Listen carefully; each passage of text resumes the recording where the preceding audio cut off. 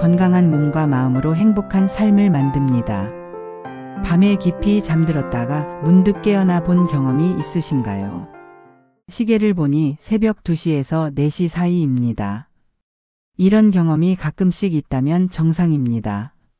하지만 자주 반복된다면 주의가 필요합니다. 나이가 들수록 이런 현상이 더 흔해집니다.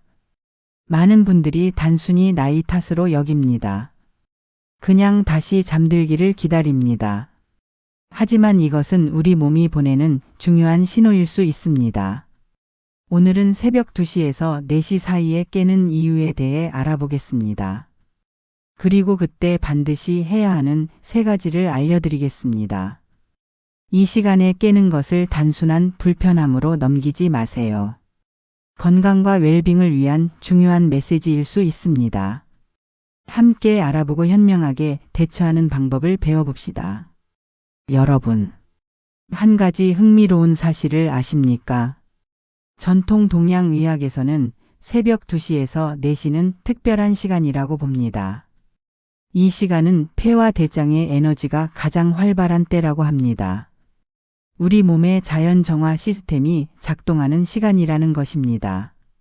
물론 현대의학적 관점에서도 설명이 가능합니다. 서울대학교 의과대학 수면의학센터 김지현 교수의 설명을 들어볼까요? 그에 따르면 새벽 2시에서 4시 사이는 인체의 호르몬 변화가 활발한 시간이라고 합니다. 특히 코르티솔, 아드레날린, 멜라토닌 같은 호르몬들의 변화가 두드러집니다. 이런 호르몬 변화가 수면의 질에 영향을 미칠 수 있습니다. 그러나 이 시간에 지속적으로 깨는 것은 여러 건강 문제의 신호일 수 있습니다. 그렇다면 왜 나이가 들수록 이런 현상이 더 자주 발생할까요? 고려대학교 안암병원 노인의학과 박상민 교수는 이렇게 설명합니다. 나이가 들면 수면 구조 자체가 변한다고 합니다. 젊었을 때보다 깊은 수면의 비율이 줄어듭니다. 얕은 수면의 비율은 늘어납니다. 이로 인해 작은 자극에도 쉽게 깰 수 있습니다. 또한 노화에 따라 멜라토닌 분비가 감소합니다. 멜라토닌은 수면을 유도하고 유지하는 호르몬입니다. 이것이 부족하면 수면의 질이 떨어지게 됩니다.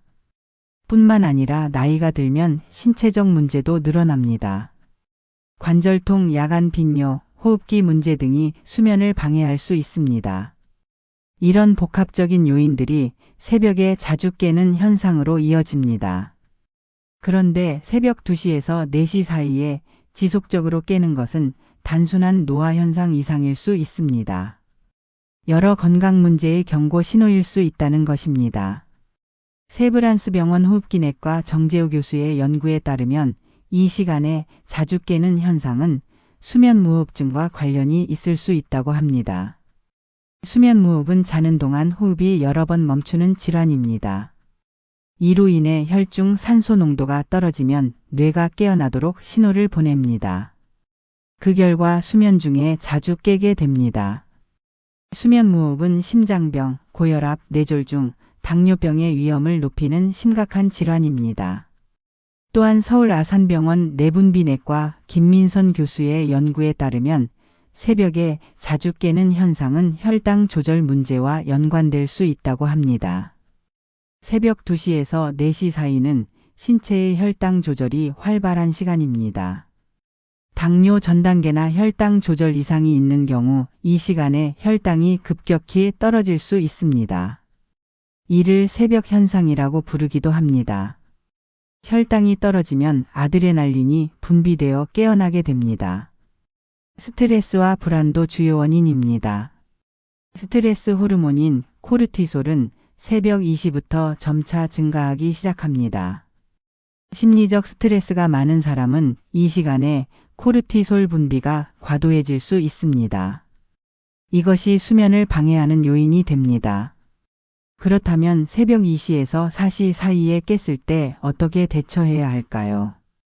반드시 해야 할 3가지가 있습니다. 이를 통해 건강 상태를 점검하고 다시 편안한 수면으로 돌아갈 수 있습니다. 첫 번째로 해야 할 일은 신체 신호에 귀 기울이는 것입니다. 깼을 때 몸의 상태를 살펴보세요. 갈증이 심하거나 가슴이 두근거리나요? 땀이 많이 나거나 호흡이 불편한가요? 화장실에 가고 싶은 느낌인가요? 이런 신호들은 중요한 건강 정보를 담고 있습니다. 연세대학교 세브란스병원 심장내과 박명희 교수는 이렇게 조언합니다. 새벽에 깨면서 가슴 두근거림, 식은땀, 호흡 곤란이 동반된다면 심장 문제를 의심해 봐야 합니다. 특히 고혈압, 고지혈증, 당뇨병이 있는 분들은 더욱 주의가 필요합니다. 이런 증상이 반복된다면 반드시 전문의 상담을 받아보세요. 갈증이 심하다면 혈당 문제일 수 있습니다. 서울대병원 내분비내과 이용규 교수에 따르면 새벽에 심한 갈증으로 깨는 경우가 반복된다면 당뇨병 검사를 받아볼 필요가 있다고 합니다. 높은 혈당은 소변량을 증가시켜 탈수를 유발할 수 있습니다. 이로 인해 갈증을 느끼게 됩니다. 호흡이 불편하거나 숨이 막히는 느낌이 있다면 수면 무호흡을 의심해 볼 수 있습니다. 코골이가 심하다는 이야기를 들었다면 더욱 그렇습니다. 수면 무호흡은 단순한 수면 문제가 아닌 심각한 건강 위험 요소입니다. 전문의 상담을 통해 수면다원 검사를 받아보는 것이 좋습니다. 야간 빈뇨로 자주 깬다면 전립선 문제 남성의 경우나 과민성 방광 증상일 수 있습니다. 이 역시 전문의 상담이 필요한 부분입니다. 이처럼 깨어났을 때의 신체 신호를 무시하지 말고 주의 깊게 살펴보는 것이 중요합니다. 이것이 건강 문제를 조기에 발견하고 대처할 수 있는 첫 번째 단계입니다. 두 번째로 해야 할 일은 올바른 호흡과 이완 기법을 실천하는 것입니다. 새벽에 깼을 때 흔히 하는 실수가 있습니다. 계속 뒤척이거나 스마트폰을 보는 것입니다. 이것은 오히려 수면을 방해하는 행동입니다. 대신 깊은 호흡과 이완 기법을 시도해 보세요. 서울 아산병원 정신건강의학과 정석훈 교수가 추천하는 방법이 있습니다. 4-7-8 호흡법입니다. 코로 4초간 숨을 들이마시고 7초간 숨을 참고 입으로 8초간 천천히 내쉬는 방법입니다. 이 호흡법은 부교감신경을 활성화시켜 긴장을 풀어줍니다. 수면 호르몬인 멜라토닌 분비도 촉진합니다. 2분 정도만 실천해도 효과를 볼 수 있습니다. 점진적 근육 이완법도 효과적입니다.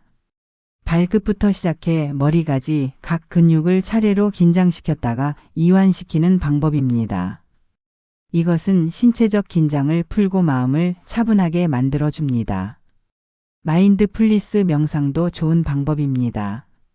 현재 순간의 감각에 집중하며 판단 없이 관찰하는 것입니다. 침대에 누운 상태에서 몸과 친구가 맞닿는 감각에 집중해 보세요. 호흡의 느낌에 집중해 보세요. 생각이 떠오르면 판단하지 말고 구름처럼 흘려보내세요. 이런 방법들은 스트레스 호르몬을 감소시키고 수면 호르몬을 증가시키는 데 도움이 됩니다. 이완 기법을 실천할 때 중요한 원칙이 있습니다. 너무 오래 깨어있지 않는 것입니다. 20분 이상 잠이 오지 않는다면 침대에서 일어나는 것이 좋습니다.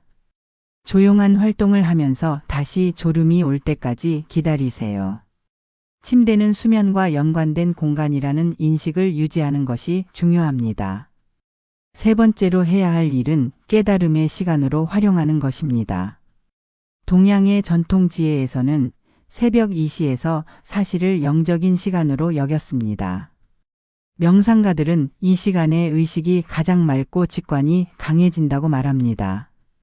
실제로 REM 수면과 깨어있는 상태 사이의 이 시간대에는 두뇌가 특별한 상태에 있을 수 있습니다.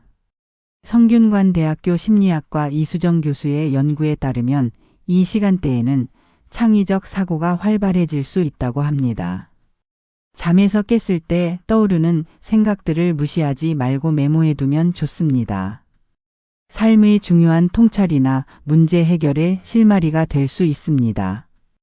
또한 이 시간을 자기 성찰의 기회로 삼을 수 있습니다. 마음을 어지럽히는 걱정거리가 있나요? 그것이 정말 중요한 문제인지 생각해 보세요. 내일 할 일을 정리해 보는 것도 도움이 됩니다. 명확한 계획이 있으면 마음이 편안해질 수 있습니다. 동국대학교 명상학과 박철수 교수는 이렇게 조언합니다. 새벽에 깨는 것을 불편한 일로만 여기지 말라고 합니다. 오히려 내면의 소리에 귀 기울일 수 있는 소중한 시간으로 여기라고 말합니다. 이 시간을 통해 자신의 진정한 열망과 가치를 발견할 수 있다고 합니다. 이런 관점의 전환만으로도 새벽에 깨는 스트레스가 줄어들 수 있습니다. 깨달음의 시간 활용에서 중요한 것은 너무 많은 생각에 빠지지 않는 것입니다. 과도한 사고는 오히려 잠을 방해합니다. 간결하고 명확한 통찰을 얻는 데 집중하세요.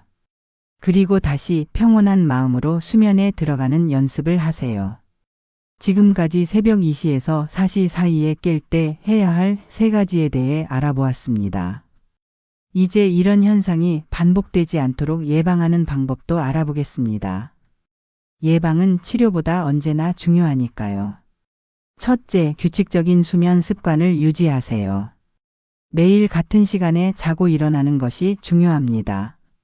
주말에도 평일 수면 시간과 크게 차이 나지 않게 유지하세요. 생체 시계를 안정적으로 유지하는 데 도움이 됩니다. 둘째, 취침 전 루틴을 만들어 보세요. 잠들기 1시간 전부터는 스마트폰이나 TV 같은 전자기기 사용을 피하세요. 블루라이트는 수면 호르몬 분비를 억제합니다. 대신 따뜻한 샤워, 가벼운 스트레칭, 독서 같은 활동이 좋습니다. 허브티나 따뜻한 우유를 마시는 것도 도움이 됩니다. 셋째, 수면 환경을 최적화하세요. 침실은 어둡고 조용하며 적당히 시원하게 유지하세요. 편안한 침구와 베개를 사용하는 것도 중요합니다. 필요하다면 화이트 노이즈나 수면 유도 음악을 활용해 보세요. 넷째, 저녁 식사와 음료에 주의하세요. 취침 3시간 전에는 과식을 피하세요. 카페인, 알코올, 니코틴도 피하는 것이 좋습니다. 특히 카페인은 반감기가 길어 오후에 마셔도 수면에 영향을 줄 수 있습니다. 다섯째, 낮 동안 적절한 신체 활동을 하세요. 규칙적인 운동은 수면의 질을 높여줍니다. 다만 취침 직전에 격렬한 운동은 피하세요. 적어도 취침 3시간 전에는 운동을 마치는 것이 좋습니다. 여섯째, 스트레스 관리에 신경 쓰세요. 명상, 심호흡, 요가 같은 이완 기법을 일상에 통합하세요. 걱정이 많다면 걱정 노트를 활용해 보세요. 낮 시간에 걱정거리를 모두 적어두면 밤에 그것들이 떠오르는 것을 줄일 수 있습니다. 일곱째, 자연 채광에 충분히 노출되세요. 아침에 자연광을 쬐는 것은 생체 시계를 조절하는 데 도움이 됩니다. 특히 아침 식사를 창가에서 하거나 아침 산책을 하는 것이 좋습니다. 여러분, 새벽 2시에서 4시 사이에 깨는 것은 때로는 정상적인 현상일 수 있습니다. 하지만 자주 반복된다면 우리 몸이 보내는 중요한 신호일 수 있습니다. 이 신호를 무시하지 마세요. 오늘 말씀드린 3가지를 실천해 보세요. 신체 신호에 귀 기울이고 올바른 호흡과 이완 기법을 활용하고 깨달음의 시간으로 활용해 보세요. 그리고 수면의 질을 높이기 위한 예방법도 함께 실천해 보세요. 수면은 단순한 휴식이 아닙니다. 뇌와 신체의 회복과 재생이 이루어지는 중요한 시간입니다. 좋은 수면은 건강한 삶의 기반이 됩니다. 수면 문제가 지속된다면 반드시 전문의와 상담하세요. 초기에 발견하고 적절히 대처한다면 더 심각한 건강 문제를 예방할 수 있습니다. 오늘 영상이 여러분의 수면 건강에 도움이 되었기를 바랍니다. 작은 변화가 큰 차이를 만들 수 있습니다. 지금부터 실천해 보세요. 편안한 밤과 활기찬 아침이 여러분을 기다리고 있을 것입니다. 오늘 영상은 여기까지입니다. 오늘 영상이 마음에 드셨다면 구독과 좋아요 부탁드립니다.